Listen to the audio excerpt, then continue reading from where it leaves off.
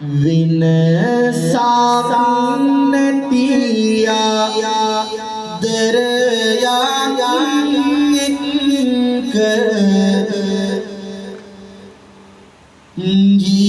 ජීවිතයම කාවදහිනම දැක මලන් වාගේ අපි නිතරම රැක සසරම ඉන්නද මා ඔබ එක්ක නිතරම වාගේ අරට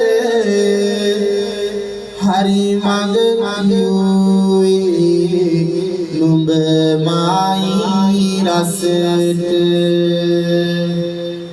සවිය වෙලා නුඹ කවදත් හිතට ආදරෙ කෙරුවේ කන්දදන් මුසට හඬාදී අපි පොඩි ඉස්සර කාලේ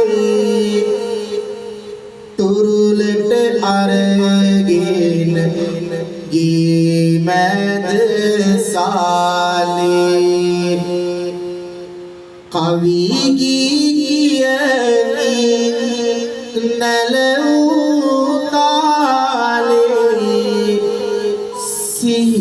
සිහිනවා ආන් මේ කාලේ සිහිවෙනවා අම්මේ ඒ කාලේ නිතරම වාගේ අපි පොඩි කාලේ තුරුලට අරගෙන ගී මැද සාලේ කවි ගී කියනී නැලවූ තාලේ සිහිනවා ආමේ ඒ කාලේ වැඩ පාල කරමින් අවුවේ පිපිංචි ජීවිතයම කාඳුලින් ලියවිංචි දෙවියෙකු වාගේ පිහිටම් දෙන්චි නුඹයි මගේ පාන මගේ ආපත් වංචි අකුරේ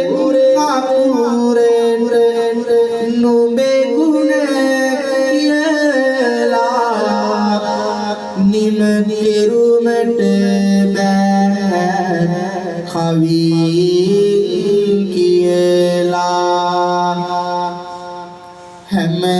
හැමදාමත් ගේ මුල් තැන කියලා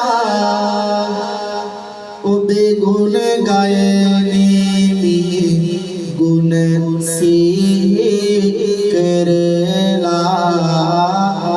ඔබේ ගුණ ගයනෙමි ගුණ සිහි කරලා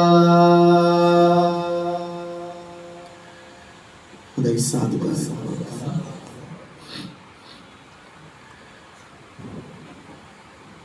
ඉතින් අද වටින පින්කම ලස්සන පින්කම හිතන්න බැරි තැනකට වැඩිලා දේශනා කරන්නට උන පින්කම. ඉතින් මේ දේශනාව බලට මූලික අරමුණ වුණේ ඇත්තටම මේ දරුවෙක් වෙනුවෙන් තාත්තා කෙනෙක් කරන කැපකිරීම. තාත්තා කෙනෙක්ට කරන්න පුළුවන් හැම දෙයක්ම කරાવી මේ දරුවගේ ජීවිතේ බේර ගන්නට. ඉතින් මම දන්නේ නැහැ මොන හේතුවක් මතද ඒ අනතුර සිද්ධ වුනේ කියලා. ඒක කොහොම සිද්ධ වුණත් අපි හිතලා කරගත්තා හිතන්න නැතුව සිද්ධ වුණත් ජීවිතේ අනතුරු කියන ඒවා කවදාවත් අපි හිතලා කරගන්නේ නැහැ. ජීවිතේ කවදාවත් ප්‍රශ්න කියන ඒවා අපි බලෙන් දාගන්නේ නැහැ. ඒවා අපි ගෙනාවු කර්මානුරූපව අපිට කොහෙන් හරි ලැබෙනවා. කර්ම වලින් ගැලවෙන්නටවත් අපිට පුළුවන් කමක් නැහැ. බුදුහාමුදුරන්ටත් බැරි වුණා නම් අපි ගැන තව කවර කතා කරන්නේ. බුදුහාමුදුරන්ටත් ළඩ රෝග වලටපත් වුණා, නිගල් පෙරළුණා, නේ අලිපවාවනකින් බුදුහාමුදුරන්ට ගහන්න අපිට නැහැ. අලි ඇවිල්ලා නැහැ නේ ගහන්න තාවල. අලිනාවට මිනිස්සු තමයි අපිට ගහන්නේ. ජීවිතේ බුදුහාමුදුරුවෝ අපිට පෙන්වලා